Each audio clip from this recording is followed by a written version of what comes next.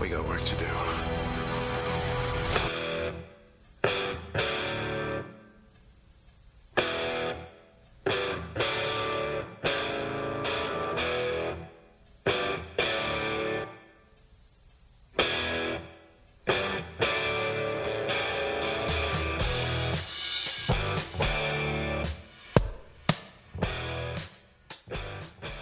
Welcome to Highway to Hell, a supernatural podcast. I'm Christine.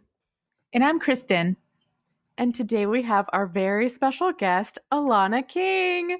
Hi! Yay! Hello.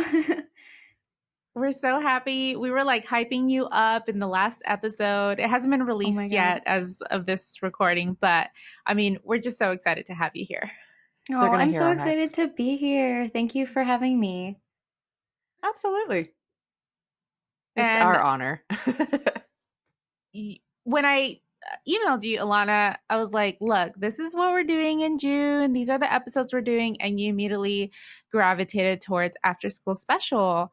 Can you please tell us why?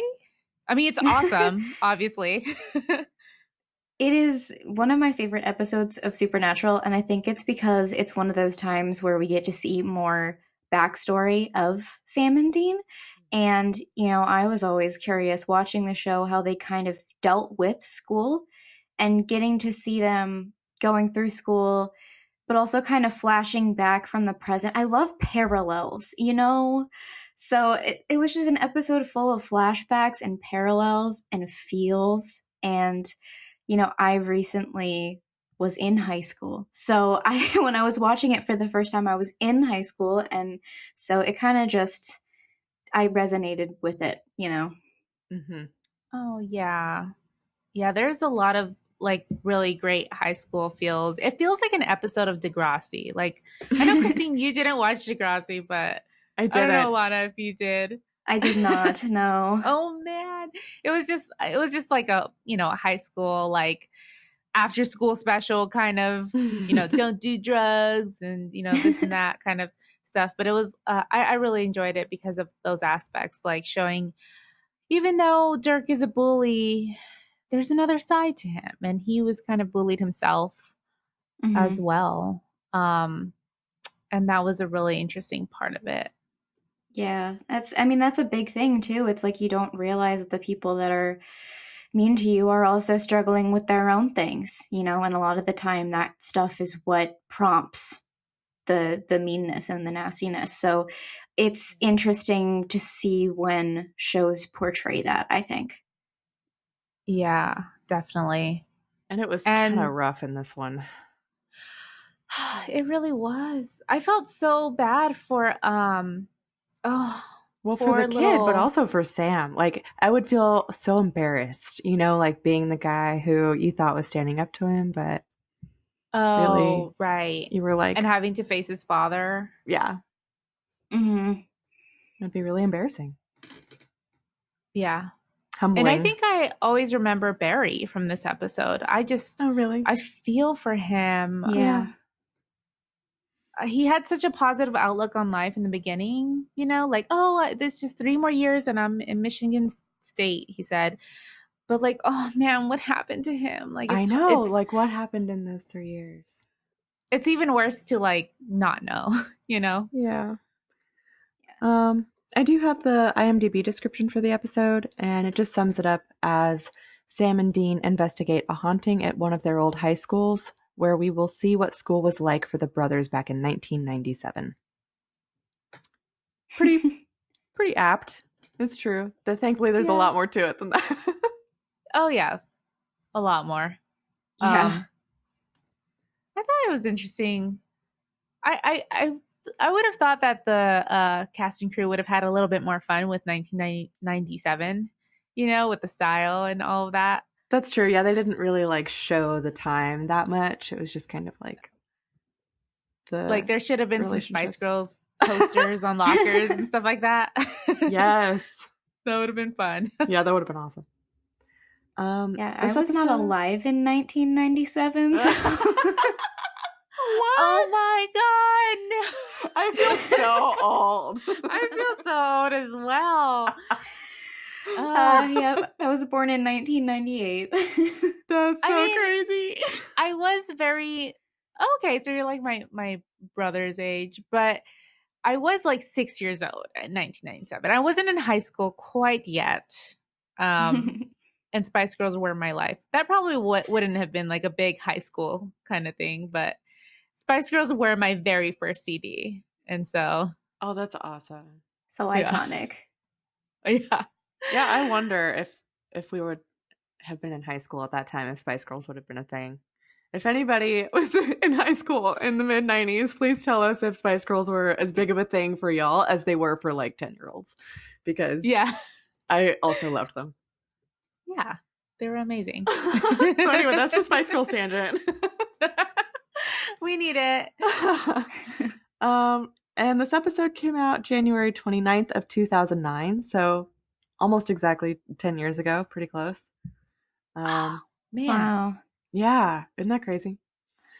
I was graduating high school. I was 11. Oh man. I love it. Yeah, I do. I love it as well. It was written by Andrew Dabb and Daniel Laughlin. I don't think we've Wow. seen either of them before. I was No, gonna say I didn't realize that Andrew Dabb was in season 4. Ooh, so Huh. we're gonna see him around later on. Well, Andrew Dabb is the showrunner. Whoa! Yeah, I actually was gonna say I looked him up, and I don't think he actually directs any more episodes. I think this is the only one he directed. Oh, That's so interesting. Yeah. I did does- not know that. And it does say that the last time he this is his second episode. He also wrote Yellow Fever, and that was his first Okay. writing with Daniel Laughlin. Oh, I see. Writing. Sorry. Okay. As writing. So they did those two, I guess. But he's directed this one. No, he didn't. I lied. Oh, okay. I'm talking out You of my liar. No, it was directed by Adam Kane. Well, now And he this is runs his the only show. episode. Yeah, so it's a little different. So now he's a big time man. That's awesome. And he's the one that created that third Supernatural comic series, Supernatural Beginnings End, which we haven't read yet, but I think we've expressed some interest in reading and taking a look at that one. Huh. Yeah, I didn't even know that was a thing. So there's that. Cool. Did you see some parallels with Yellow Fever? Either one of you? I have not seen Yellow Fever in a very long time. So Yeah, we just watched it fairly recently. I mean, I I haven't really thought about it because I didn't think about that being their other, like episode. But I maybe as far as like the something spreading from person to person, that's the most obvious. Yeah, thing. and I didn't realize that they had also like the same writing team had written Yellow Fever. But when I was watching this episode, I got Yellow Fever vibes only because really? it was mainly because of like the bully theme. Oh, that too. Interesting. Yeah. So they've And, got like the two major themes are kind of something spreading almost like a sickness and like jumping from person to person, and like the bully theme. Because of an angry victim. Yeah. Right. Yeah. Wow. Whoa. Shook. Mind blown. But I mean, yeah, great Cool. episode. I think we had some problems with Yellow Fever, but I feel this one did a better job. Absolutely agree. Maybe that's why they did it again. Yeah. But yeah, this one was actually directed by Adam Kane, and I was confused. Names, I guess, but which is a really lame excuse. So this apparently was his only episode that he directed. Okay. Yeah, which was cool. He did a good job. I thought it was well directed. Yeah. Yep. Absolutely. And Alana, you mentioned like parallels, but I also saw a few like visual parallels between like present day Dean and like young Dean, and then Sam, there's like a moment where they're like both running their hands through their hair and stuff like that. Yeah. And so it's like, okay. Well, it's so crazy, like how well the casting department casted those kids, because I don't know, they must have really studied Jensen and Jared's mannerisms, because they're like literally mini versions of them. Yeah, they And are. it's so well done.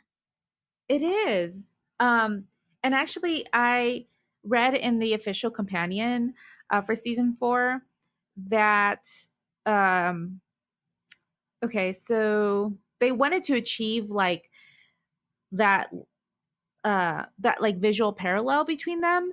So they actually had Brock Kelly and Colin Ford, who play the young versions of them, spend some time with Jensen and Jared so that they could observe the natural rhythm of each actor. And then they actually like pinpointed certain moments that they wanted them to mimic from the actors. So like it does say here that like Colin was supposed to mimic the way that Jared played with his hair. And then the other significant thing was when young Dean was pacing on the bleachers and he says, I'm going to rip his lungs out. We had Jensen perform that line as well so that Brock could watch him do it and mimic his facial affectations. And the Whoa. result is what you saw in the episode. Yeah. Well, and that was such like a Dean, like Jensen thing. I'm gonna rip his lungs out. And I Yeah. think there was also another point in the episode where Dean himself was He does the like same I'm gonna thing. kill or something like that. He says the same thing. Yeah. And I loved that parallel. I was watching that last night and I was like, I forgot about that. That was And great. it's just it's so cool. It's like you can see that they've changed, but like they haven't really, you know. Yeah, like they're still the same people. Mm-hmm. Yeah. Yeah, I love that too. And I was thinking, like, when we saw that first scene with young Dean doing that, I was like, that's so Dean. And then he did it as an adult later, and it was like, wow, perfect. Yeah. There you go. My favorite thing, though, Okay. is that they brought Colin Ford back a couple more times, and especially in a more recent season, because Oh. he still looks so much like Jared. Cool. So I don't want to spoil anything for anyone, but I love the fact that he reappeared a couple more times. I love that too. He's done a really great job playing him. Mm-hmm. So I'm glad that they brought him back. Yeah. Yeah, he really has. Well, yeah, we get Colin Ford as young Sam, Brock Kelly as young Dean. Guys, he looks so much like my ex. Oh. Oh my God. Really? I did not expect that one. I was like, oh my God. So your ex by default looks like Dean. He looks like this guy. Like his facial features are exactly like my ex. And they've got the same kind of like body and everything. I don't know. It's so weird. It was kind of weirding me out. And I was like, I don't know if I can look at you. Okay. I think that there was a picture recently posted, and I can't find it anywhere, but I think it was like of Brock Kelly now and Jensen, and like they're next to each other, or maybe someone did a side by side, but the dude still looks like Jensen. Yeah, I looked him up on IMDb and saw some of his like more recent pictures, and I guess now I can see how my ex is gonna age, which is well. He will age well. So yeah, that's crazy. He does look a lot like him still. Yeah, he looks a lot like Dean. I was like, did he get his little brother or something like that? Because he does have the like same, I don't know, just facial features as Jensen. Yeah. Mm-hmm. Yeah. We also get Candace King as Amanda Heckerling and Chad and Chad Willett as Mr. Wyatt. I know what's her name? Candace King? Uh-huh. I know her from The Vampire Diaries, which I watched religiously for too long. And then I stopped, and then I was like, okay, I'm just going to read the IMDb's of like what happened in each episode. And then I was like, oh my God, no, I have to, what just happened? Who died? What? And then I just had to like watch everything, even though I was like, this is so dumb, but I love it. Every moment of it. See, I Was it was really? interested in starting it, but I think they took it off Netflix. Oh, really? Oh, yeah. I'm not sure if it's on there. I think maybe I Yeah, watched it on like Hulu. I watched the pilot on Netflix pretty recently, but then I saw an article that was like The Vampire Diaries is leaving Netflix, and I was like, well, that about quashes that dream. Like right as you're about to start it. Yeah, because I was interested. I'd never seen anything of it before, and I had a friend who said that the first few seasons were really good.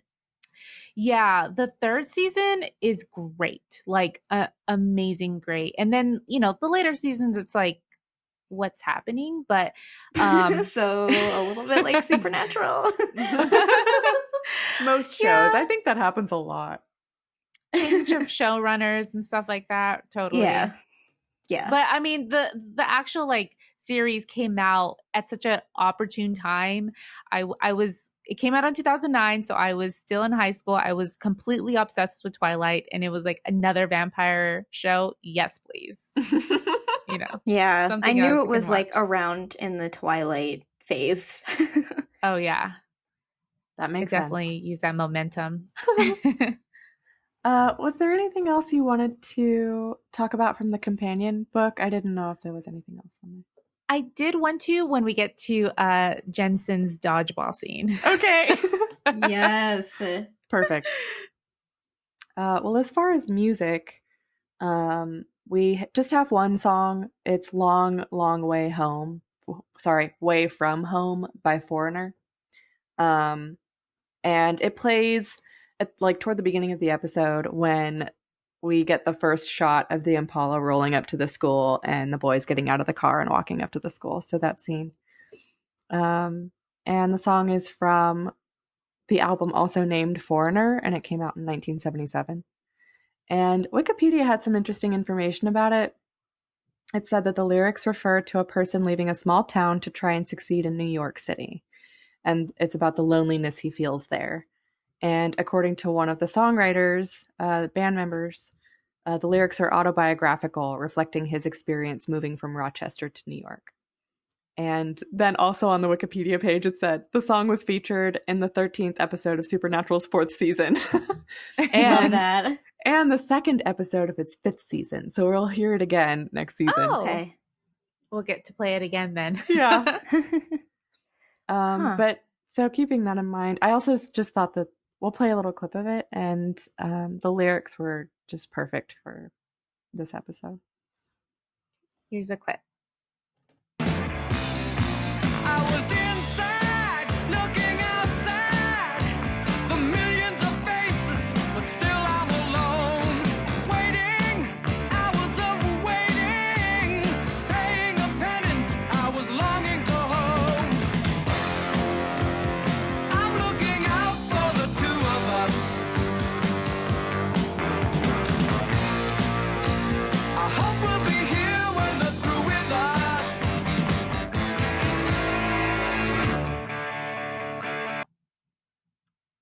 That's cute.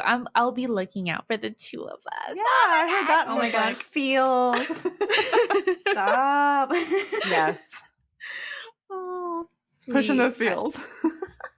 Right in the I feels. enjoyed that. I enjoyed that moment riding up in the Impala. Like he gets out looking all cool. That was Man, great. he gets out. Okay, I already told you about that scene in 17 again when Zac Efron gets out of his car and Yes. he's looking all hot, and it made me Yes. obsessed with him. That's like that moment right there.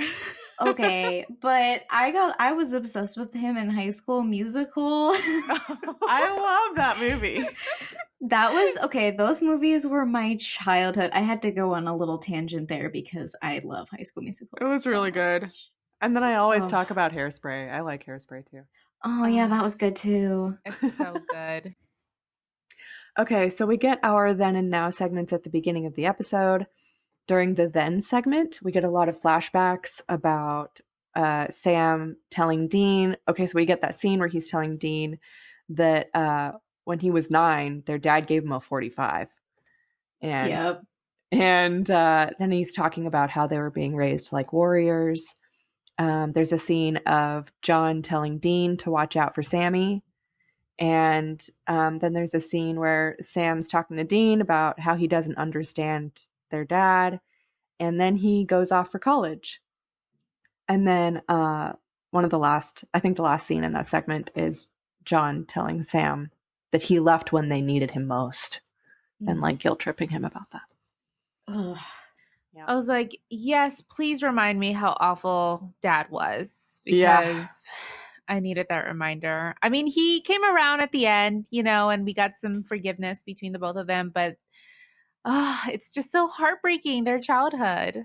Yes. It really is. Oh, God. And, you know, honestly, though, like, having been a fan of the show for almost 4 years now and going back and rewatching the earlier seasons, especially after seeing the 300th episode, it's given me kind of a new perspective on John, where I'm still not a fan of how he parented, but I don't hate him as much, Yeah. if that makes any sense. It's Yeah, weird. that makes sense. Because Like, I don't- honestly, I don't think even now, I don't think I really, like, I don't hate him. I don't really dislike him. I just think he's an asshole. Yeah. I remember though when I first watched the show, I was like really, really mad. I was like, I don't like him. But it now it's like, yeah, I don't agree with any of the choices that he made, but he's still an interesting character and there's still some goodness in him. He still loved his sons. Yeah, exactly. There was love So, there, even though yeah. he couldn't express it. Yeah. And we get to see a little bit more into his background to be able to like determine, okay, like even since season 4 in the episode in the beginning, episode 3, we were able to see a little bit more of him, how wholesome he was, and how Mary's death really, really changed him and was a traumatic part of his life. Yeah. So there's definitely some empathy towards him. It's just like, oh man, you know, Like, really, dude? Yeah, Really? exactly. So then in our now segment, we see a blonde girl. It looks like she's in a cheerleading uniform, sitting at a lunch table, and she's calling somebody a slut. And they're like, "What happened?" And they pan out, and it's like a table of cheerleaders and jocks in like their jersey jackets. And she's talking about how a girl named Taylor had sex with somebody and that she's a total slut. And then Taylor comes over with her lunch tray, and everyone's a dick to her. They won't let her sit down, and they start coughing while saying the word slut at the same time. oh my God. Yeah, I was like, oh, this got really ugly really fast. Yeah. She stares around, obviously upset, and she goes to sit at a table where this kind of pudgy girl is sitting all by herself and nobody else is there. She sits down, and the girl tells Taylor not to listen to those jerks, and she says that she's sorry. And Taylor says, "Don't feel sorry for me, you fat, ugly pig." What the hell? Where did that come from? Where did that come from? Oh, so man. awful. Like, a lot of people I know hated high school, and if it's anything like this, I can see why. But I went to like a little hippie high school where everybody was usually really nice to each other, and we just didn't have shit like this. And seeing it is like, it's such a shock for me. Yeah. No, we didn't really have any sort of, issues like this. I think my high school was a little bit weird because, the AP students were also jocks, and the metalheads were also jocks. And it was just like Everybody a was a mixture. jock. Everyone was a jock. jock. Everybody talked to each other, so there wasn't really like a lot of bullying going on or anything like that. That's good. Yeah, I mean, we actually had some instances where maybe there was a little bit of bullying, but then like our popular kids were really nice. So then a popular kid would go over and be like, "Stop it," or like go and sit with the kid who was being bullied, and like just kind of put an end to it. Right. Yeah, I don't know. My high school was weird. It was a very rigorous college prep school, and it was a private school, and a lot of the kids that went there came from very wealthy families. Yeah. And people like me, I don't have my family's not like that, you know? So there were a lot of kids at my school who were very, very like used to getting everything they want. And so I was like, I didn't mesh well with a lot of the kids there. I don't blame because you. of that. Cause I'm not about that. no. Yeah. I'm not about that. So there were definitely kids like that. There were definitely kids like me. There were kids there that were only there because they had scholarships. And then there were kids that, you know, didn't like that were more artsy, and my school didn't really place a lot of emphasis on art. So I feel like the art kids were kind of like looked down upon by the people that like weren't art kids. And I heard of a lot of shit happening. But I'm kind of one of these people that avoids drama at all costs. So I stayed out of everything pretty much. That's a good way to be. You know? Yeah, I'm Just still don't like even- that. Yeah. I've never bought into the drama. So I'd hear about all of these horrible things happening and people getting picked on and bullied, but I didn't experience a lot of it firsthand. So That's I don't good. know. I'm glad that none of us really had to deal with that, because I know that it happens, and it's just shocking. Like, as I got older and talked to other people about high school, I didn't realize that everybody, or a lot of people, you know, had a really bad experience. And I was like, really? That sucks. Yeah. I mean, I yeah. still hated high school with a burning passion, but for various reasons, not just the people. Well, this poor girl. I know. Then we cut to, it looks like it's after school, and Taylor's in the bathroom looking in the mirror and crying. She turns around to see the girl from the lunchroom standing behind her. And Taylor starts apologizing. I was kind of surprised. She was like, I'm really sorry I said that to you earlier. But the girl attacks her, slams her head into the mirror, and then drags her over to a toilet. She shoves her head in the toilet and holds her head underwater. And she says, I'm not ugly.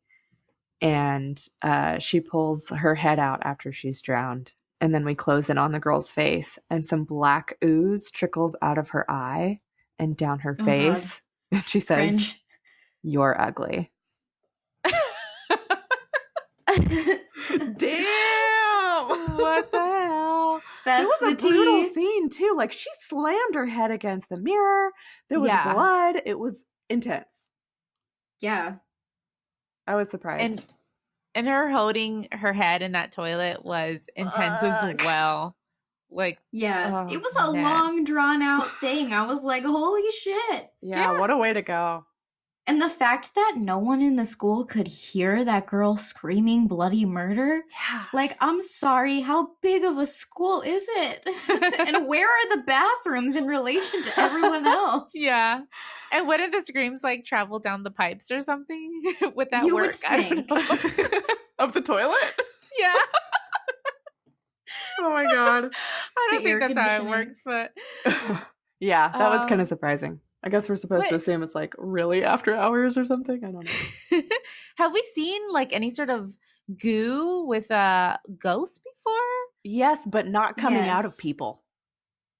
Yeah, because there was that one episode. I only know that I only remember this because we just watched it for the rewatch. It was that one episode where I think the girls were getting murdered. Yes. By, was it H.H. Holmes? Yes, and it's coming out of the ghost walls H.H. and Holmes? stuff. Right. Oh, Yeah, that's and right. it's like ectoplasm coming out of the walls, and they're in that apartment building with Joe. Oh, yes, yes, yes. Man, and do they like name? I wish they would have named it as ectoplasm in this episode. I don't think they do, right? No, I think Dean says it once. Okay, I caught sweet. it in my notes. But it was just Good, once. good. He just mentions it really quickly. Okay. But yeah, we haven't seen it come out of people before, so I didn't get that connection because this is a totally different like use of it. Yeah. Yeah. So then we cut to, it looks like some kind of facility. There's no name on it or anything. And the girl who drowned Taylor is in a room talking to Sam, and he's dressed all in white like a nurse. And she's telling him that everyone she's talked to already just thinks that she's crazy and she doesn't want to open up to him. But Sam says, well, I'm pretty open-minded. So he's like, comforting her. Mm-hmm. And then he says her name is April, and he asks her why she told the police that she had been possessed. And she said that when she attacked Taylor, she could see what was happening, but she couldn't make herself stop. It was like she was trapped in her own body. And she was like, Taylor and I didn't get along, but I never wanted to kill her. And Sam asks her if on the day that this happened, if she smelled anything funny, like rotten eggs, or if she saw black smoke. And she just stares at him for a second. And she's like, are you crazy? It is such a weird question, especially like, did you smell anything that day? Did you smell anything farty? Yeah. And I liked the way that they turned it around in the scene, because at the beginning, she doesn't even want to talk to him because she feels crazy. And then she's like, are you crazy? Yeah. So then Sam leaves and he goes out to the Impala where Dean's out there. And he tells Dean that he thinks April is telling the truth, but it doesn't seem like it was a demon that possessed her. Sam suggests that they check out the school, and Dean kind of makes fun of him. He's like, oh, Truman High, home of the bombers. And Sam's like, what? I just think, we might be able to find something. And Dean's like, we only went there for like a month about 1 million years ago. And so Sam just like brushes it off, and Dean's like, okay, so what's our cover going to be? And Sam's like, I got an idea. And I was like, ooh, what is it? Yeah, he says that really mysteriously. Yeah. I like, though, like the fact that at the beginning, Dean's like, I don't want to really go back there. And Sam's like, why not?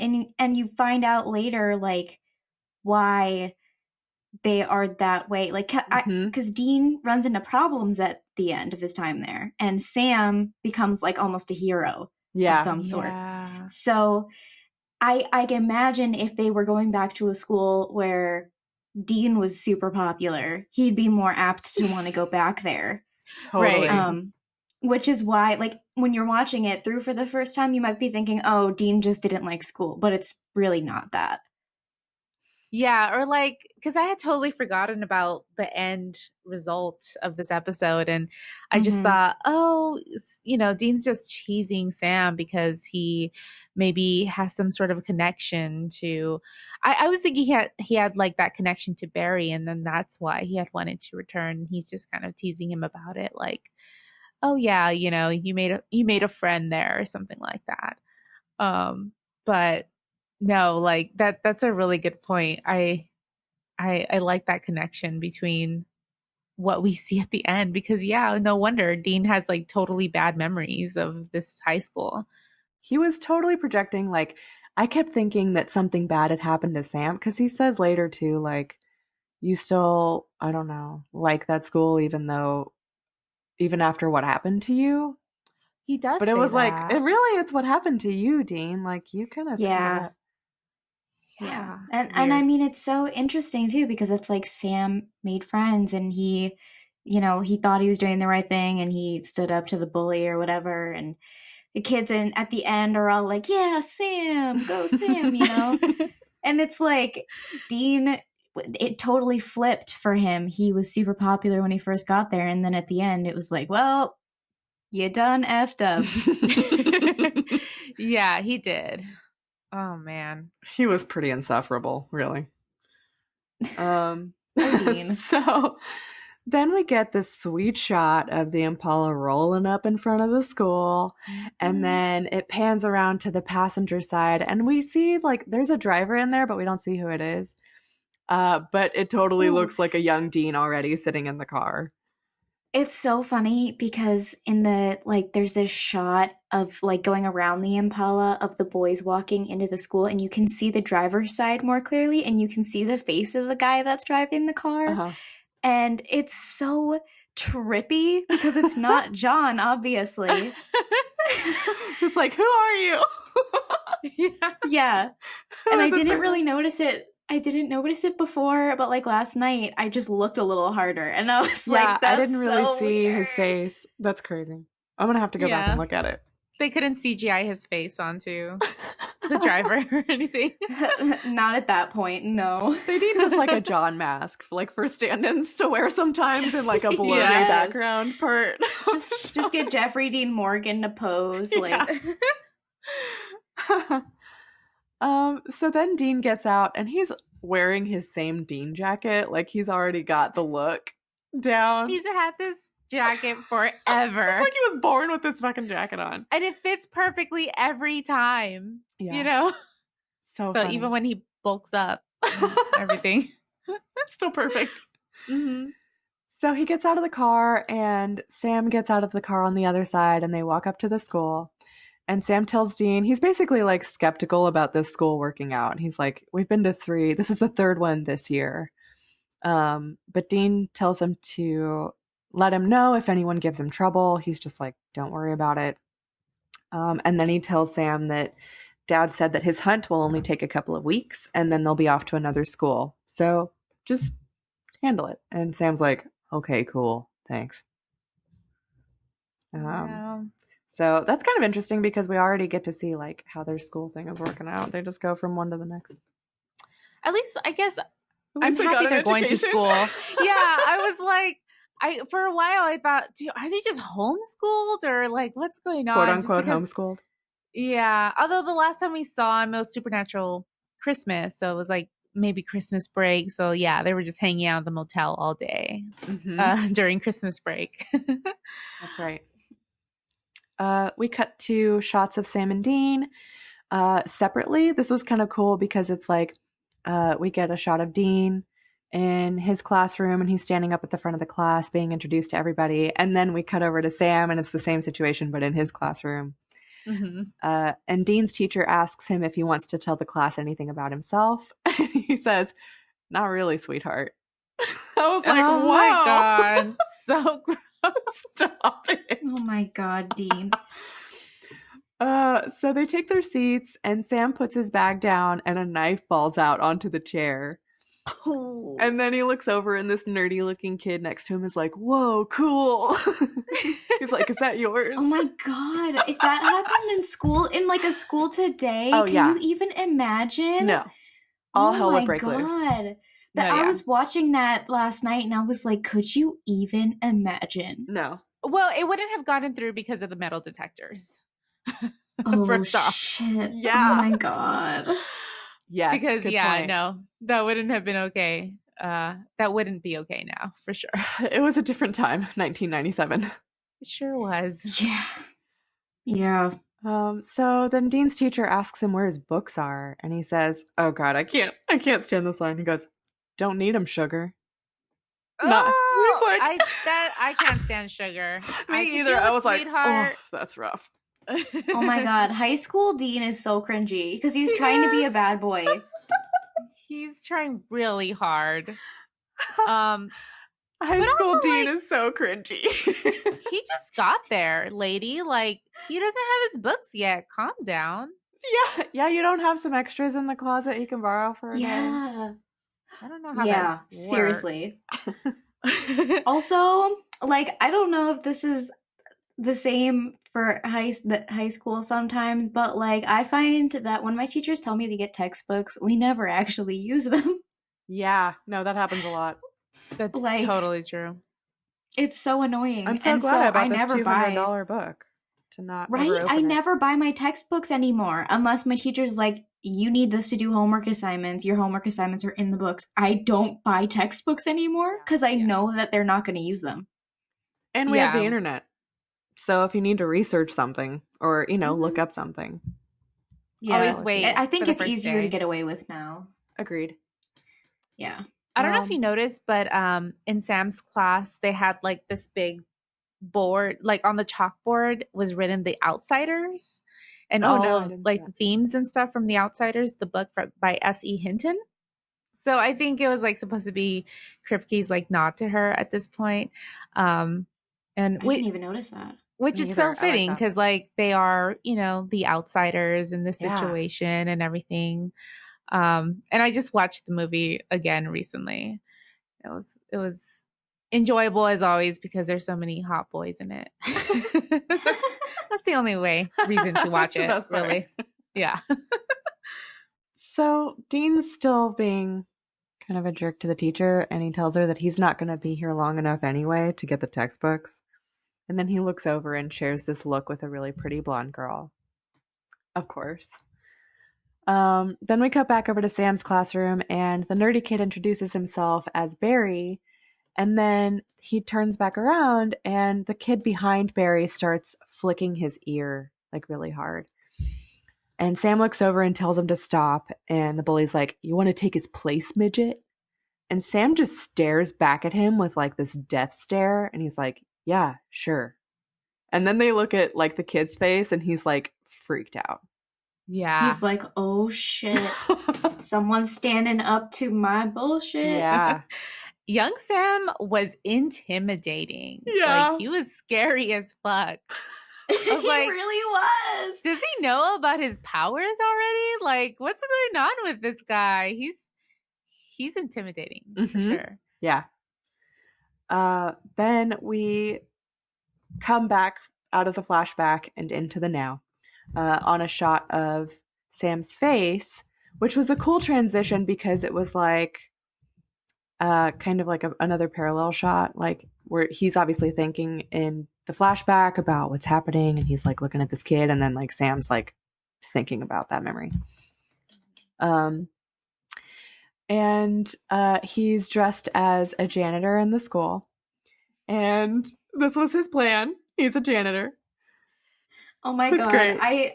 Okay, this is really random, but I saw someone tweet the other day, like, do you think that the guys have a room in the bunker that's just labeled cosplay and they keep all of their, like, costumes in there for when they need to go on cases? I hope And so. it just made me laugh.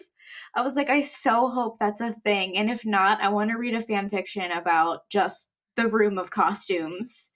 It would be an amazing room. It looks kind of like their mechanic or maintenance man. Yeah, just costumes without as the well. patch with the name Yeah. on it. Yeah. But that's such an unbelievable cover for Sam. Look Because at you. he's like the yourself. hottest janitor ever. Look at you. You're not allowed Yeah. to be in here. In what world? Yeah. Wearing that jumpsuit. No, yeah. He would never be that. It's illegal. It is. Excuse It me, should sir. be. It should be illegal. Yeah.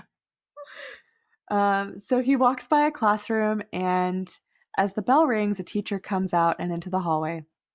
And we see that it's the same teacher that Sam had in his classroom as a kid in his flashback. And then it cuts over to Dean dressed as a gym teacher, and it's amazing. Oh my God. These red shorts, I'm all about it. They're beautiful. It's great. I love the detail of the socks too, like the really long socks. And he's so like perfectly matching. It's just hilarious. Yeah. What were you gonna say? Just that and this is about like the next part with all of this. But in the official companion, it says that Ackles says he's also always up for pulling a gag. I read that gym teacher scene and I immediately started thinking, okay, how can I make that really funny? Bob Singer was there directing the episode beforehand. So I walked over to him and said, hey, Bob, what do you think about me just hauling off and pegging one of the kids right in the face? He laughed out loud. Then immediately got Eric Kripke on the phone and was like, put a rewrite in. Jensen's going to hit a kid in the face with a dodgeball. Oh my God. And then that when they were shooting, the first AD asked the kids in the group, Jensen wants to peg someone with a ball. Do we have any volunteers? And 6 kids raised their hands. So when I came out, I was like, all right, which one of you really wants it? And this kid was like, I do. That's what he said. Dang. I mean, it looked I cannot handle that. Oh like my a tough God. hit too. Like, Oh that yeah, looked like he it really hurt. threw it at him. Look, I'm just gonna say this right now. If anyone was gonna hit me with a dodgeball, I would want it to be Jensen Ackles. I would be fine with that. Yeah. I That would be 100% smile through that pain. my dream. Oh my God. I just love that it was his idea. Like, Yeah, that's hilarious. It was really funny too. And that's just like Great. during the part he's like giving the kids a pep talk about dodgeball, and one of the kid is like, oh, he calls him substitute Coach Roth, and it's supposed to be for David Lee Roth, the lead singer of Van Halen. So there's our course. classic rock reference for the episode. And the kid's like, Coach never lets us play dodgeball because it's dangerous. For When real I was though. like, what are you talking about? We played dodgeball all the time. It was fine. No, yeah, but I've heard that. Oh, okay, because before, like when I was getting my bachelor's, I worked as an after-school teacher, and sometimes I would be like, okay, let's play dodgeball, because I fucking loved dodgeball. Like too. it That was a my shit. beast sport, but I went into beast mode in Mhm. dodgeball. I was- was so into it. Like really for the competitive kids, for sure. It was. Here we are. Yeah, Yeah. super competitive. I now take it out less physically, but but I would tell the kids like, "Hey, let's play dodgeball," and they would be like, "No, we're not allowed to play dodgeball. It's dangerous." What?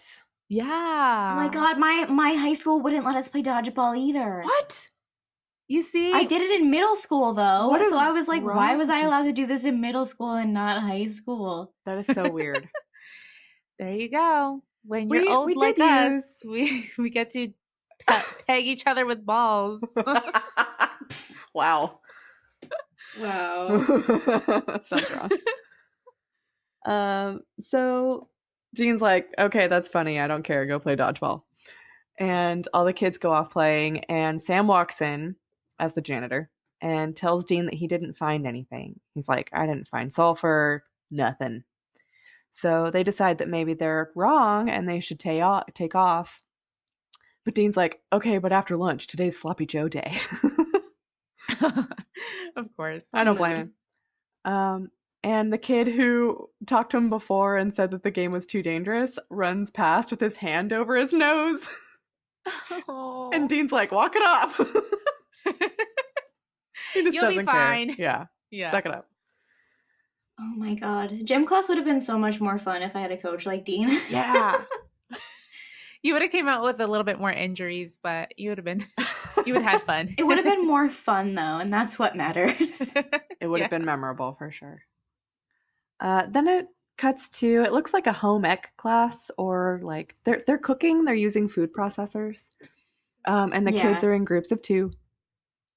And the jock from the first scene in the lunchroom, who was sitting next to the girl who was so rude to Taylor, he kind of like hits the scrawny kid who's paired with him, and he's like, hey, I need to copy your homework again. And then the kid looks up at him and he says, why? Because you're a stupid brain dead dick? Shit. I know. I love that Whoa. response. Yeah, it was really intense. I was like, oh, shit. All right, these kids are savage. They are savage as fuck. A little too adult. And then the jock threatens to shove his fist down the kid's throat. And then he's like, that fist? And he's like, yeah. And the kid grabs his hand and shoves it into the food processor with a smile on his face. I love this. I couldn't look at it. It was so crazy. He looked crazy. It was so I couldn't. cool. I can't. It was so cool. See, so funny. Oh my god. No, I have this weird thing where it's like if someone sticks their hand in like the sink, or like that episode Yes, where they're in the at, like disposal home, in the sink. and Yes. yeah, the sink Oh, disposal. God. And that I scene was can't- awful I can't because watch it kept, that. like, you kept thinking I it was going know. to turn on and it didn't. And they kept like Yeah. psyching you Yeah. out. And I was like, oh, my heart. I can't take this. Yep. I can't watch it, so I have to fast forward through it. I looked away with the food processor because I don't know. It's just so weird. I can't handle stuff like that. No, I get it. It's just I'm too squeamish, so I was like, I appreciate the effects, but it's gonna be a no from me. Yeah. Next scene, please. No, it's true. Like I'm very careful with if I drop anything into the sink, I make my husband get it. I'm like, hey, If anybody's losing a finger, it's him. it's my husband. Yeah, that's right. I'm also sending him to catch the murderer in the closet and all of that stuff. He's yeah, gonna we die talked first. about that recently. Like, if you think someone's in the house, you're like, honey, you go. Yeah, you go. You die first. Yeah. I'll be right behind you. I'll be back up. Oh, man. Well, it doesn't last long. The kid like holds his hand in the food processor, but the teacher rushes over, like pulls them apart, pulls the kid's hand out, and puts a towel over it, and everybody runs out screaming. But the scrawny kid like falls over on the ground, and Sam comes into the classroom and sees him, and he kneels down next to him and asks the kid what happened. Or no, I'm sorry, the kid asks him what happened. He's like, he just kind of wakes up and he's like, what just happened? And then Sam sees the black ooze pouring out of his ear. Yeah. Ew. So gross. So then Sam and Dean are checking the school halls with their EMF reader. And this is where Dean's like, are you sure that was ectoplasm leaking out of the kid's ear? And Sam says, yes, but that can only come from a seriously pissed off spirit, and it has to be a ghost possession. And they're like, that's rare, but it happens. And then Sam suggests researching to see if anyone died in the school in a bloody way. But Dean's way ahead of him, and he pulls a piece of paper out of his pocket, and he says that he had to break into the principal's office to get it. And this is the part where he's like, oh, and FYI, 3 of the cheerleaders are legal. Want to guess which ones? And Sam's like, no. I was like, you're so gross. Like, in this moment, I was like, okay, because Dean is such a fucking creep right now, like, how did they get these jobs so easily? Didn't someone do their background checks? No. What the hell, man? This is Oh my God. To Catch a Predator, like, in its beginning stages right here. Right. Oh my God. That's a dangerous game you're playing, Dean. Yeah. Seriously. So Dean tells him that there was only one death on campus. It was a suicide in 1998, a kid named Barry Cook. Sam is kind of shocked, and he's like, I knew him. And he asks how he died, and Dean tells him that he slit his wrists in the first floor girls' bathroom. And they're like, wait a second, that's where April killed Taylor. So then they think it's Barry's ghost, and they figure that his MO is to go after bullies because Taylor's she sucks and this jock sucks. But they didn't deserve to die or be maimed. It's fine.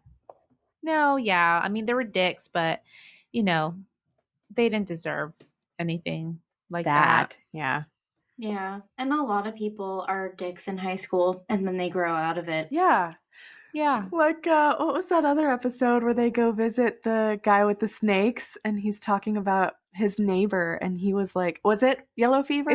It's yellow fever. And so Yeah, I think so. His neighbor was one of the ones who was one of the bullies. Yeah. And he's like, he grew up, he kind of grew out And he of was it. totally fine, right? Yeah.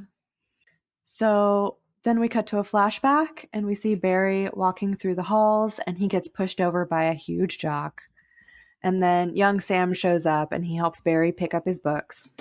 And Barry tells him, he's just like talking about him. He's like, about what he's going to do when he gets out of high school. And he says that he wants to go to vet school. And Sam's like, oh, you like animals? And Barry goes, animals are a lot nicer than people. Meh. My Oh heart. my God. Yeah. No, baby. So then we see young Dean making out with a blonde girl in the closet. And he's trying to convince her to go to a midnight movie with him, but she has an 11 p.m. curfew, and she doesn't want her parents to ground her. She asks if Dean has a curfew, and he says no. His dad's out of town working a job for a couple of weeks, so he and his brother are on their own. And he's like, but we have a pretty sweet setup at the Pines. And she's like, the motel? She's like weirded out and kind of shocked. And she clearly just doesn't understand why Dean's cool with this. And then she kind of like starts questioning him about it. And she's like, don't you miss your dad? And then they leave the closet, and Dean sees Sam in the hallway and says hi to him. And Barry's like, that's your brother with Amanda Heckerling? He's cool. And Sam's like, he thinks so. Which is so true. I really liked this scene because, I mean, I guess they're supposed to be like 17, right? Around that age. Mm-hmm. Um, Dean yeah. is, yeah. And Dean is acting totally immature though. He's not acting at all like he's about to be an adult. He's about to be 18.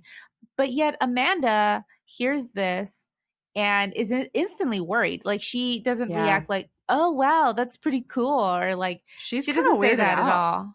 Yeah, she's like, "This is wrong." Yeah. I think it's interesting because I feel like Dean probably acts like that at school because he can't act like that at home.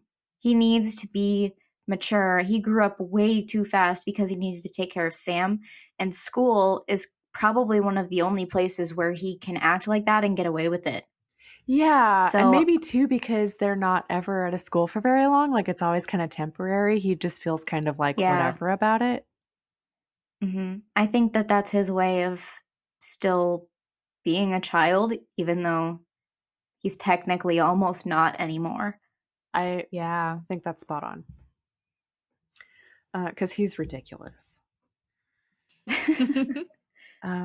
Yeah, and also, I mean, I felt really bad for the girl because she seemed like, she was really mature and she wanted him to meet the parents. Yeah, she really liked and- him.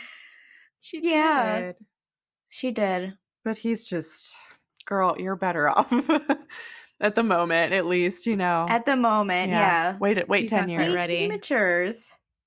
Eventually. Mhm. Sometimes it takes them a little longer. This is Yeah. so true. Oh, man.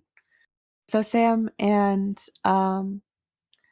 Barry walk into the bully who was flicking Barry's ear. And then the bully tries to fight Sam. Sam refuses, and then he calls the kid Dirk. And Dirk hits him and knocks him down on the ground.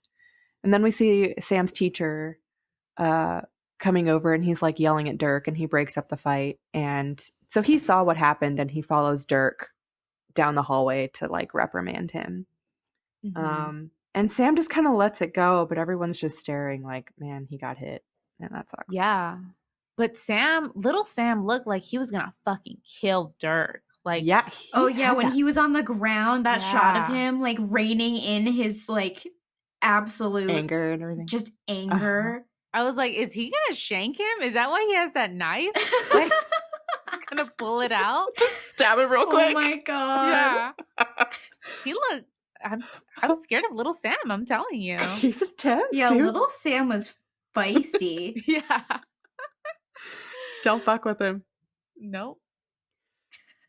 So then we see adult Sam pouring lighter fluid out, and Dean throws a match. And then we see, like, from the ground view, looking up at Sam and Dean, a coffin being lit on fire. And we understand that it's Barry's body. And then the guys are Mhm. driving in the Impala after burning his body.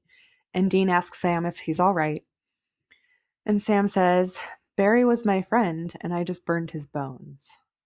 And I really liked Dean in the scene. He actually lately has actually given Sam really good advice and is really caring, and I don't know where this came from. I guess post hell he just has better Mhm. advice. But he says, well, he's at peace now. And Sam argues that if Dad had let them stay at the school longer, maybe he could have helped Barry. But Dean goes down the list. He's like, Barry was on every medication. His parents had split up. High school was hell for him, and he just wanted out. And Dean tells Sam, he's like, it's tragic, but it's not your fault. And he's like, I'm personally glad to leave the school because I hated that school. And Sam goes, it wasn't all bad. And then this is where Dean's like, how can you say that after what happened to you? So he's totally projecting because he's like, yeah, I hated that school. What? You liked it, but you shouldn't have, Right. Mm-hmm. And I guess he's just focusing on the Dirk stuff that had happened. Yeah. But And not the Sam's a the hero. real thing. Yeah, exactly.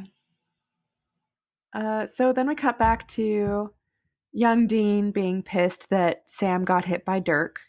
And this is the part where he's like raging about it.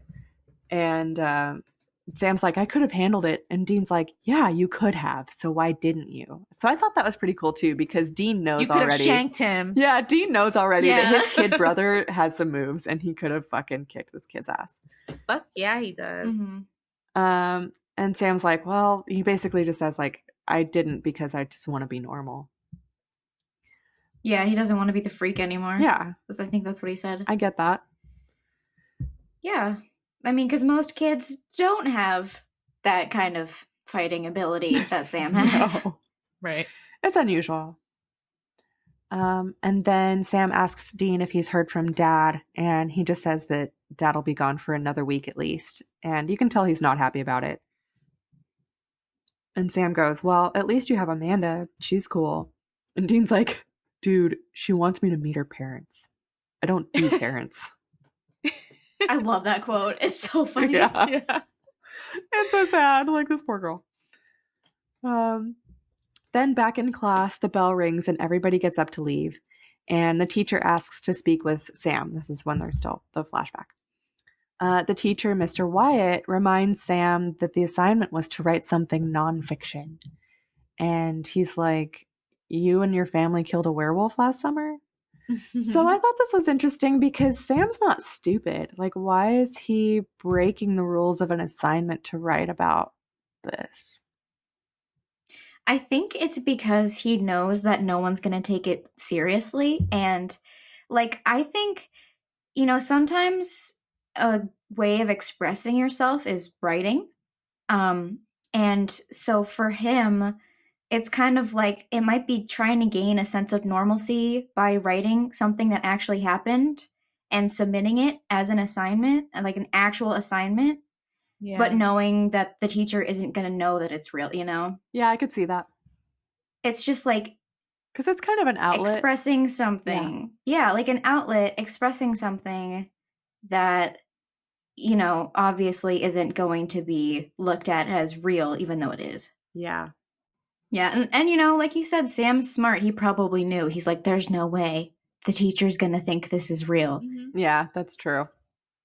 And like his reality is that is his normal life, And so I thought it was actually kind of cute that he actually did the assignment. Yeah, it is nonfiction, technically. Yeah. It is.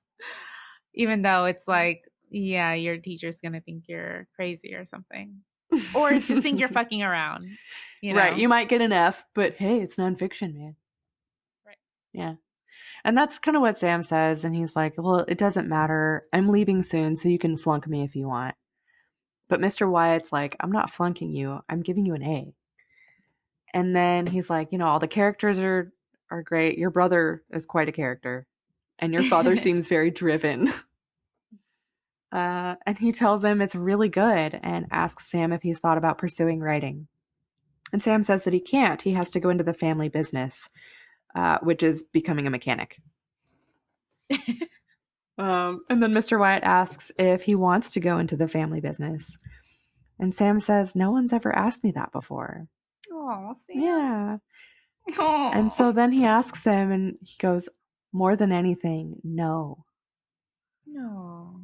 So then Mr. Wyatt kind of counsels him and tells Sam that he doesn't have to do anything he doesn't want to.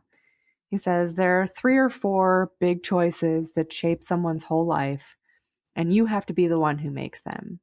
You seem like a great kid, Sam. You live the life you want to live.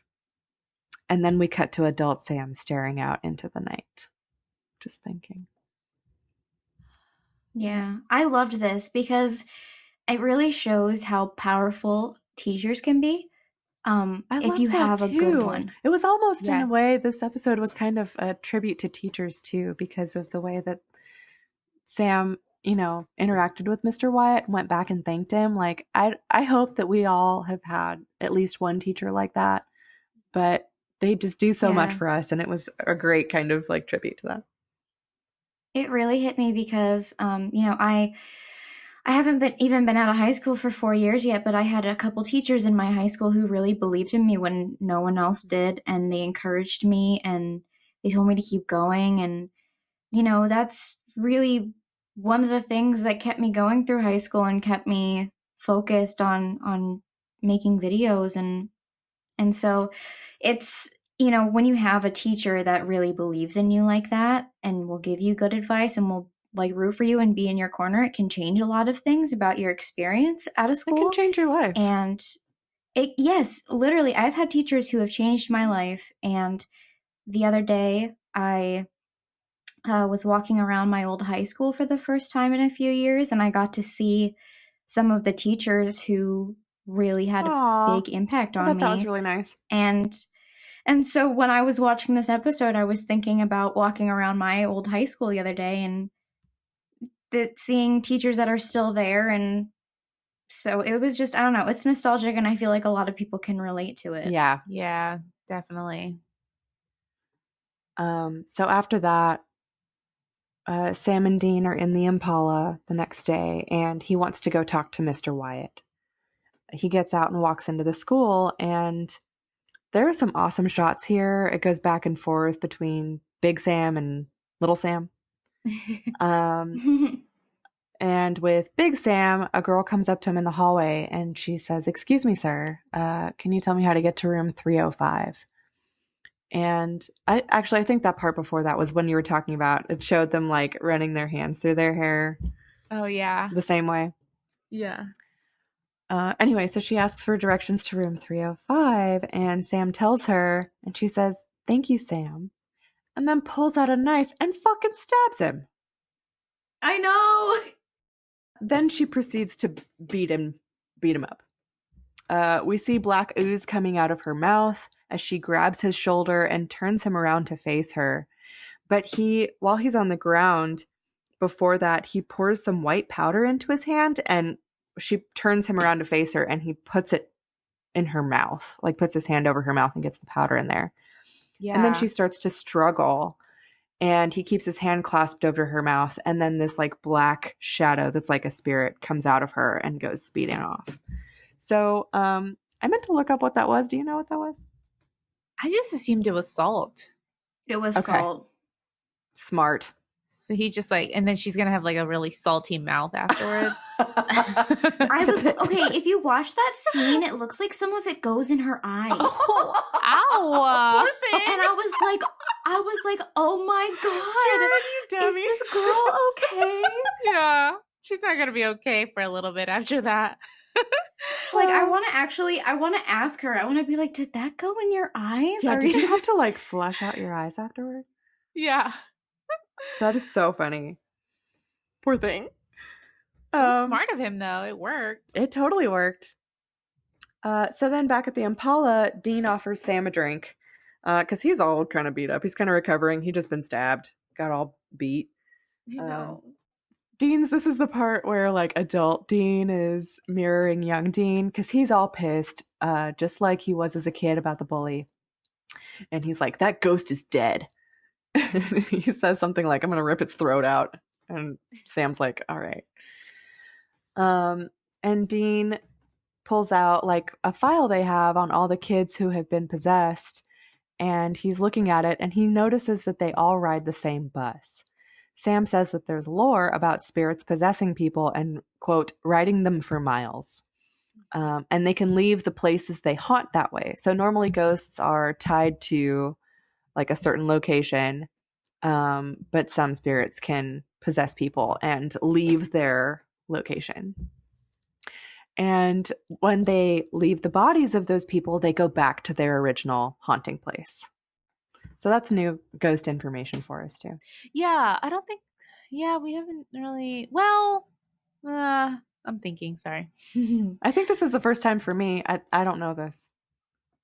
Yeah, I don't, because we've seen ghosts like moving around, but it's because of items. Like I'm trying to think of like When they're attached to something. This is the first Right. time we've seen a ghost Yeah. possession, I think. like the sexy pirate one. I think remember it's the first. The the pirate sexy one? pirate ghost? Oh yeah. the pirate ghost you thought was sexy. He Oh was my kind of God. hot. He looked like Like he was previously drowned. He's so hot. so hot. Yeah. Real grungy. But no, he appeared like in a shower and then in a car. Like there were multiple places. So I don't know. Yeah. We've Yeah, kind of that's true. seen He was it, kind of all over the place. but he wasn't like traveling In attached to someone. somebody. Yeah, he wasn't possessing anybody. Yeah. So then they're on the bus, and Sam's got his EMF reader out, but they don't see anything. Dean looks in the glove box and sees a driving permit for Dirk McGregor Sr. that was issued 2 weeks ago. And Sam's like, I knew his son. And Dean's like, what the fuck? You knew everybody at that school. Right. Just everybody, coincidentally, everybody that we need Yeah. for this episode. Everybody important for this case. He met everyone. Exactly. Oh man, and I'm just thinking I would have liked for Dean to have encountered Amanda. Oh, yeah, that would have been good. Right? Oh, Yeah. if she was like a teacher or something. Yeah. Oh, that would have been nice. I would have enjoyed that. Yeah, it probably Just would a have been little hilarious. moment. Or maybe he would have been kind of apologetic or something.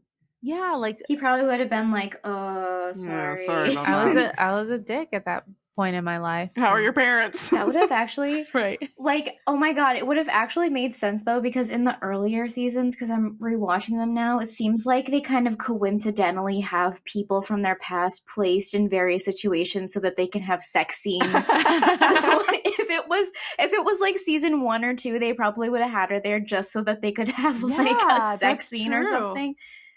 Because the network was actually pushing them to include more scenes like that. Oh, really? Nice. Is that why Like we in had the earlier 2 seasons. in a row, like this season, with Ruby There and then were, like- Anna? Yeah, so I was doing a lot of research. I just wrote this really big paper for a class about Supernatural and why it's been on the air for so long. And there was a lot of I did a lot of research, and there was a lot of things that said that, like interviews with Eric Kripke and stuff, saying that like the network wanted more romance in the show. Wow, they because weren't like wrong. if you think about it, like the WBCW audience, Oh, yeah. like they cater towards that kind of like romance thing, and Supernatural has never been about Mhm. that. So the network really kind of tried to push that stuff, especially in the earlier seasons. And I feel like at some point, everyone was just kind of like, that's not what this show is. Why don't we stop? Hmm. Yeah, and they started like standing their ground. That makes a lot of sense. Yeah. Yeah. Yeah, and they like I was reading one thing where it was like with the sex scene with Dean and Cassie in like season 1, they were like, well, the girl can't be on top or something Yeah. like that. Yeah, we totally read that in season 1 and we were totally pissed about it. Yeah, we And talked about it speaking on of the that- podcast. Speaking of that, I was like super pissed that that girl at the beginning of the episode was like shaming her for not just having Yeah. sex, but being reverse cowgirl. Yeah, or you wish you whatever. could do I that. know. Yeah, like fuck you. Yeah, there's no sex shaming here. No. Yeah. There's no room And, for that. There's nothing wrong with reverse cowgirl. So No. Anyway, I just thought it was interesting That is really interesting. interesting. that the network really pushed that stuff. I mean, Well- thankfully, like Ruby and Anna, like when those two things came, like it feels meaningful and it Mhm. connects. But I could have Yeah, it totally actually fits well. right. But like the earlier seasons, like in Hollywood Babylon, when Dean gets on with that actress, like Yeah, oh my god, I watched that episode yesterday. Really? that felt Yeah. like odd. Well, now it feels odd, I guess, just because we know Dean has grown so much and, he wants to make an emotional connection as well. So I don't know. Maybe it was true to him back then, but I don't know. Yeah, I don't know. It just felt like that they could have set up for something like that, but I'm glad they didn't, because I feel like this was more meant to be like a focus on the brothers' backstory rather than, current things. Yeah. So we cut back to young Sam. He is walking and sees Dirk the bully push Barry down again. Sam walks over to him and tells him to stop, and then he walks away, and Dirk goes over and shoves him onto the ground. And then he starts egging him on, and he calls him a freak. And you can tell that that's when Sam snaps. Then he gets up and fights him like a fucking boss. Like fucking Like punch in the Neo. yes. Matrix. Yes. Punch in the face, knee to the groin, just all over the place. He's like ninja-ing Dirk. Yeah. And then Dirk goes down on the ground and Sam tells him, "You're not tough. You're just a jerk. Dirk the jerk." And then everyone around him starts chanting, "Dirk the jerk. Dirk the jerk." And he gets up and walks away like really embarrassed. And Sam's like triumphant in that moment. Yeah, he doesn't care. He's like, yeah, walk Fuck away. yeah. Uh-huh. Dirk the jerk. That's rough. So adult Sam and Dean go to Dirk's dad's house, Dirk McGregor Sr., to talk to him, and he tells them that Dirk Jr. passed away when he was 18. He says that there was drinking, then there was drugs, too many drugs, and that he just slipped through his fingers. That's so sad. Ugh. It is. And his dad blames himself for his death. And he said Dirk had his troubles. High school was hard. And, well, he says school in general was hard. Mm-hmm. They didn't have much money, and kids could be cruel, and they picked on him. They called him poor, dirty, and stupid. And he says that they had a nickname for him. They even called him Dirk the Jerk. Oh my God. Oh, fuck. Poor Sam. Sam's like, all around me are familiar faces. Yeah. Hardcore. He's totally feeling it. I mean, I can't even imagine what he's thinking in that moment. Like, did I do this? You know? Yeah. Yeah. And then comes the guilt, and it's just Yes. really awful. Oh God, and we know how Sam lays the guilt on himself. Already, without help. Yeah. And then it goes on. Dirk's dad tells them that his mother died when Dirk was 13. She died of cancer. And Dirk always made sure that his mom had her medicine. He cleaned up after her and he took care of her. And his dad says that there was a lot of anger in that boy. And so Dean says they want to pay their respects, and he asks where Dirk is buried, but his dad says that he had him cremated, all except a lock of his hair. And so Dean gets real creepy about it, and he's like, where do you keep that? He was really so creepy. awkward. But even before still that, tells he him. asks. No, yeah, he does, which is weird. Yeah, and he kind of looks at him weird, like, But also, I feel like, what are you supposed to do, like, when someone asks you that, though? Like, just say, I'm not gonna tell you that. I None feel of your like business? you'd be so in shock. You'd be so in shock at being asked that question that you'd just be like, it's here, you know? Right, yeah. But even like the way he asked him, it was like, oh, so you cremated all of him? Yeah, all of him. Yes, is oh my like, God, he asks what? that first. What? What do And you Sam mean? does kind of look at him like, what the fuck are you doing right now? But thankfully it works, I guess. He's able to get that information out of him. Yeah. So he tells him that he keeps the lock of hair in his Bible, which is so sad. It's just sweet. Anyway, so then we cut to a scene at night on the bus, and a bunch of kids are on. It looks like they're all like, I don't know, some sports kids. And the guy who's like one of the chaperone teacher says, "Thanks for subbing tonight, Eddie." And the driver says, "My pleasure, coach." And then he turns around and we see some black ooze trickle out of his nose. The coach starts to get worried because the driver's speeding. And suddenly the bus runs over a spike strip, which I still don't really understand. Oh, I guess they set that for them.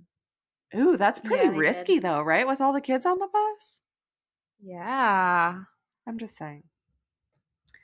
That could have turned over easily. Yeah, if he was speeding. Mm-hmm. So the bus runs over the spike strip, all the tires blow out, and the bus spins a little bit but comes to a stop. And the driver gets out of the bus and looks around, and he starts to walk behind the bus, and then we hear Dirk. And he turns around and Sam comes up behind him with a shotgun. The driver says, Winchester, you gonna shoot me? And Sam says he doesn't need to. And then Dean wraps a rope around him. He like comes up from behind him and wraps this rope. And Sam says that the rope is soaked in salt water and you're not going anywhere. That's cool. That's new. Yeah. Yeah, I loved that. Yeah. Clever. Because like you said, we've never seen ghost possession before, so now we know how they deal with that. Yeah. Salt in the face.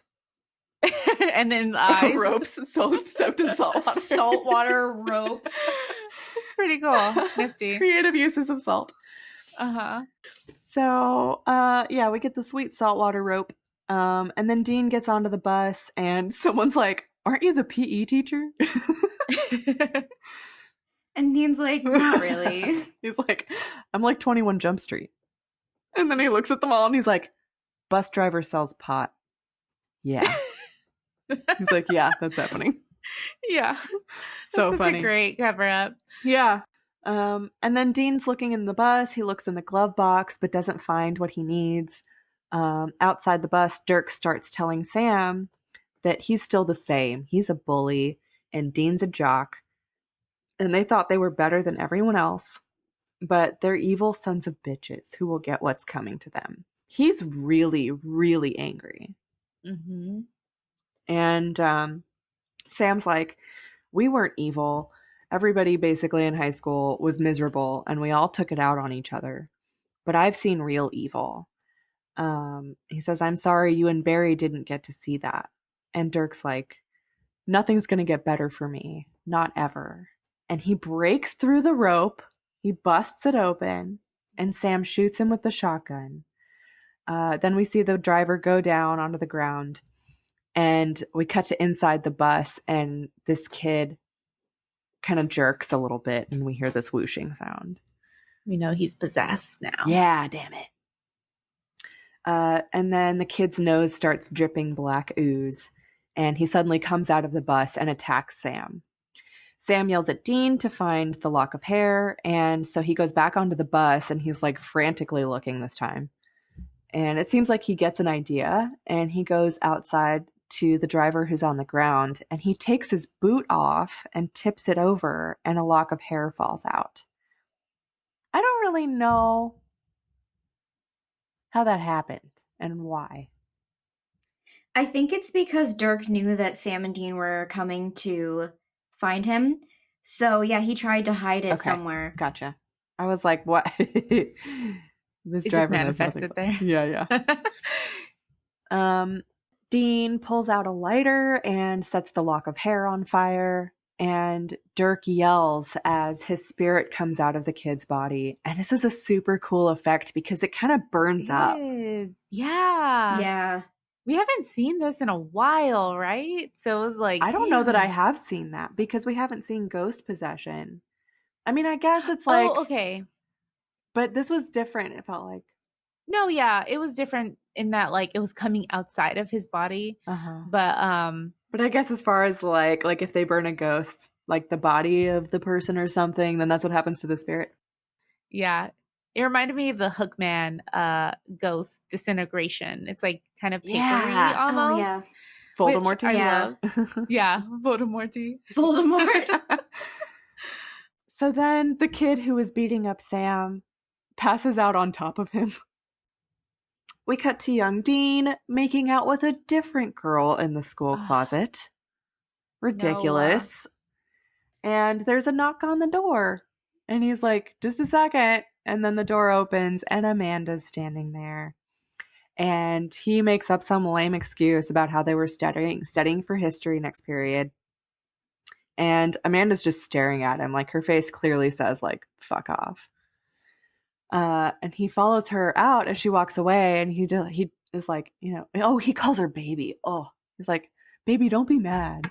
And she's like, I'm not mad. Oh, so I know. Yeah. I know. I can't take it. And she's like, I'm not mad. I thought there was more to you, basically. Like the way you are with your brother. And she's like, but there's not. It's just an act. You try so hard to convince people that you're cool, but you're a sad, lonely little kid, and I feel sorry for you. Ooh, She's shit. super mature. That's Yeah. the tea. Yeah, she is. And Crazy. yeah, she definitely serves him his tea. He needs it. Although he's not going to take it because he sounds crazy in this next moment. Uh-huh. Oh yeah, he totally He does. goes kind of off the deep end. He's like, don't feel sorry for me. You know nothing about me. I save lives. I'm a hero. And he's like looking around at everybody like, I'm a hero. And they're like, what the fuck are you talking about? No. Yeah. Sam is the hero. Yeah. So meanwhile, literally everyone's like congratulating Sam on how he handled Dirk the jerk, which now we know is really sad, but okay. And it's like a long kind of drawn out thing. He's like walking through the whole school and everybody is like, yeah, go Sam. Good job. You're so cool, Sam. They're so sweet. Yeah, and I was like, in what reality? For real though. Yeah, I The never had entire that moment. school. No. So then when that's happening, Dean gets a call and it's Dad. And he's like, oh, finally. So Sam and Dean go outside and wait for him, and Dad pulls up in the Impala, and Dean's ready to go. He just like takes off for the car. But Sam kind of lingers and he looks up at the school and sees Barry in a window, and he waves goodbye to him. And then we cut back to adult Sam, and he's going back into the school and finds Mr. Wyatt. He says, you probably don't remember me, but I just wanted to thank you. I was a student here and you gave me some advice once. And then Mr. Wyatt remembers him and he says, oh yeah, you wrote that horror story. and Sam goes, yeah, it's kind of all been one long horror story. And Mr. Wyatt's like, what do you mean? He's like, oh, never mind. So Mr. Wyatt asks what his advice was to him. And Sam says that I didn't have to go into the family business. I could make my own choices. I think I went to college because of you. But, you know, people grow up. Responsibilities. He's kind of like hinting that he still went into the family business. Yeah. And he says, but still, you took an interest in me when no one else did. And that matters. So thank you. And then Mr. Wyatt says, the only thing that really matters is that you're happy. Are you happy, Sam? And Sam just looks at him and the scene cuts. Oh man. Yeah. Yeah. In this No, episode, he's not. He's not happy. No. Can you guess? But we didn't talk about it at the beginning, but this episode comes right after that moment at the end of Chris Angel is a douchebag, where Sam gets into the car with Ruby and he's like, okay, that thing that I promised that I'm not going to do anymore, or I said that I'm not going to do anymore, let's do it. Yeah. Because I don't want to grow old and be doing this for the rest of my life. I want to take some action now. And so it's like, yeah, just he's at a point in his life where he is feeling kind of not helpless, but like stuck, right? I mean, Yeah, like he's really looking to make a change. yeah. I don't know. It really made me kind of sad, like for Sam, because he's always had that thing in him where he knows he could do something else and he wants to do something else, but he literally can't. And I feel like in the earlier seasons especially, there was always I might go back to school, Mhm. and I feel like in this moment he's really being like, there's no way I can ever Yeah. have a normal life. Yeah. That book is ended. That chapter's done. Yeah. And Yeah. even a few episodes ago in Wishful Thinking, when Dean asks him what he would wish for, he's like, I wouldn't at this point ever wish for a normal life anymore. Like I just want it to all end, like the fighting and everything. That's all. Well, that was our episode. I really liked it. It's such a downer. I know, but it was good. I really did like it. It was effective, and I don't know, just well done. It was. Yeah, I don't know. I really like it. I feel like there are parts of it that a lot of people can relate to because it's about high school and everyone's had to go through that. Mhm. And, you know, I also feel like it gave us more insight into Sam and Dean and seeing what their childhoods were like. And I don't know, I really loved all the parallels. It's so interesting to see how they did all of that. Yeah, and I was thinking about it. Like they went back and forth between the two times a lot. It wasn't like in Mhm. chunks. It was scenes interspersed and cut together where we were going back and forth. And it just made it seem like this episode was twice the length that it was because there was so much in it. Yeah.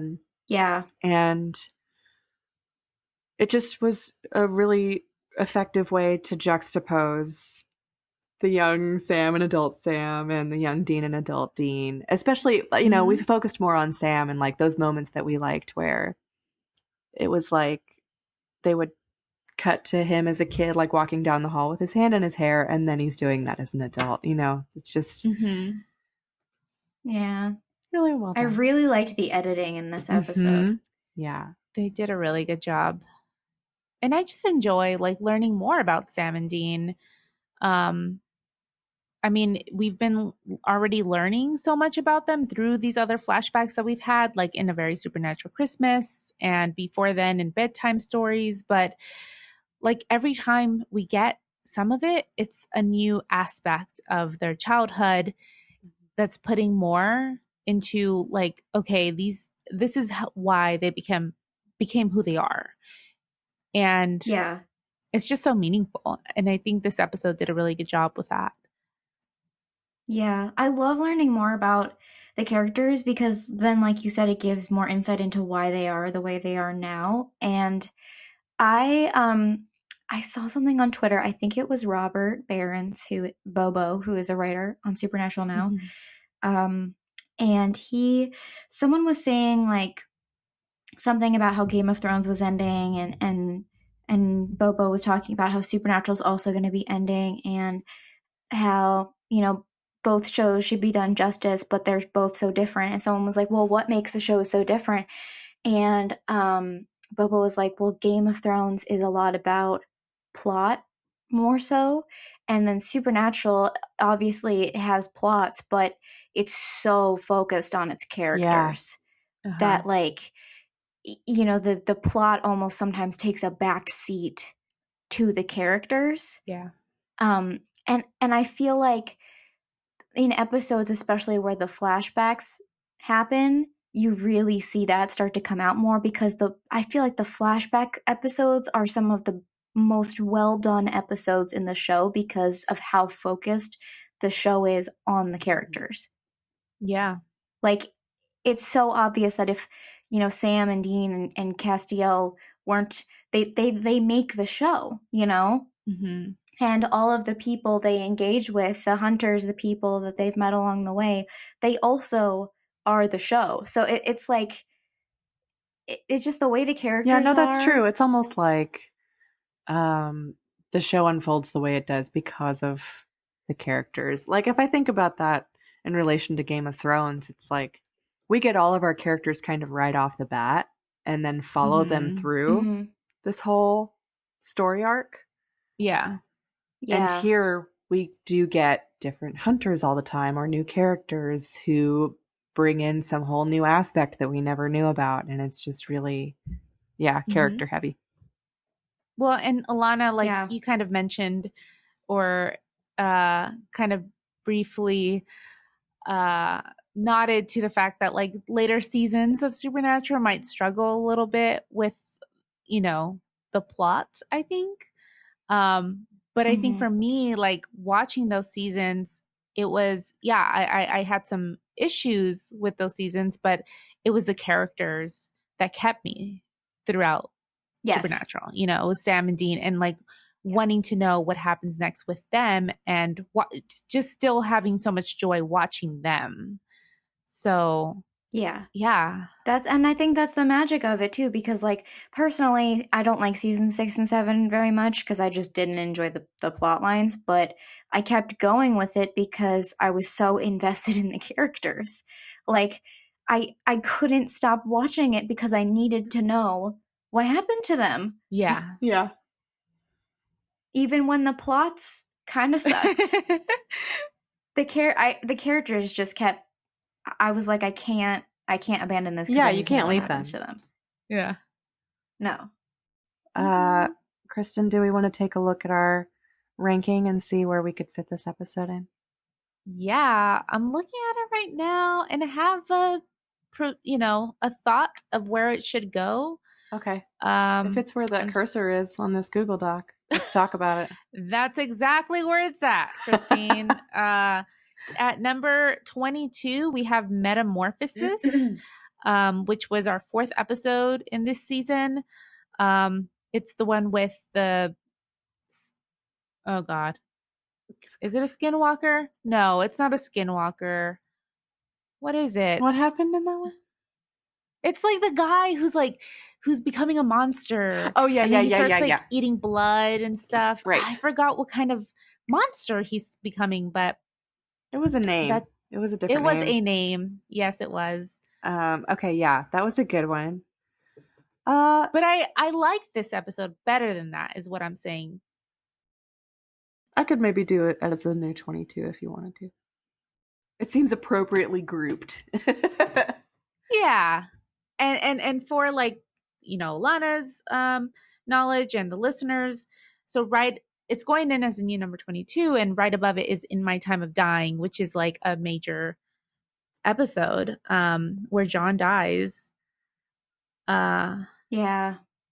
There's kind of I feel like eventually there's going to be more put in between that space to kind of space out those episodes. But right now we're at, with this episode, 73 episodes. I mean, we should have a celebration. Oh, when we get to 100? Whew, yeah, I was just feeling like okay. A little party or something. I don't know. Okay, yeah, let's think about it. Have some kind of special or something. With hats. Confetti. Yeah. I'll get some little whistles. That'd be great. All right, cool. Well, this one is going to be our new, number 22? And this one's going in the trunk. We put the episodes in the trunk. I love that. That's fantastic. That's a nice sound effect. I figured they can fit all those weapons. We can fit all these episodes in there, right? Like, and costumes. Yeah, we don't even know where 100%. to keep the costumes. Have you guys seen an actual replica Impala? not in person. The trunk is huge. like 3 of me could fit in there. Oh man, That's awesome. that is really cool. I want to get in it. I mean, probably like it's funny because I was talking with a couple people who owned replica Impalas, and there's like 2 different inserts that the show uses for the trunk. So there's one that's deeper that fits more weapons, and then there's another insert that's not as deep, but you can fit a body on top of it. Creepy. So when they need to shove people in the trunk, they use the smaller insert, and when they need like a really good shot of the weapons, they use the deeper insert for the weapons. How I'm going to pay attention to interesting. that now and see which one they're using. So Alana, can you tell us where our lovely listeners can find you everywhere? Sure. So, if you don't know, I have a YouTube channel. That's kind of my main thing. I post videos every week. A lot of them are about Supernatural. So if you just search my name, Alana King, it should pop up on YouTube. I'm also on Twitter at _KingBooks_ and Instagram at AlanaK145. Excellent. And you have awesome content. I don't know. Aw, I thank you. hope that everyone who's listening to us already knows about you and what you're doing. But if not, go check it out because it's really great. Yeah. Thank you so much. No, thank you. And thank you again for joining us. Oh, I was so happy to be invited. I was like, oh my God. Thank you for having me. Absolutely. And then let me kind of give a shout out for everywhere that you can find us and our podcast. Our blog is at www.highway, that's HWY, to hellpodcast.com. We're also on Instagram, Facebook, and Twitter. Our social media handle is at Highway to Hell Podcast. If you would like to call us and leave us a voicemail, you can do that at 908-516-HELL. That's 908-516-4355. And you can also email us. Please email us. We've been getting a lot of awesome emails lately, and that gives us a lot of really great fodder for our mailbag minisodes when we get to respond to y'all in an episode. So email us at highwaytohellpodcast@gmail.com. And the next episode we're going to be talking about is sex and violence. Sounds sexy and violent. I don't really know what's happening, as you know. So, and I don't believe we do, but I really hope we get some. Is it the specials? That punk songs, sex and violence. If we get it or not, I'm gonna play it on the podcast. Okay. We gotta play some punk. That could just be point. Our intro for that one instead. Yeah. At some point, this podcast is just going to turn into, what do Christine and Kristen listen to? Yes. We're slowly working that in. I don't know if y'all can tell.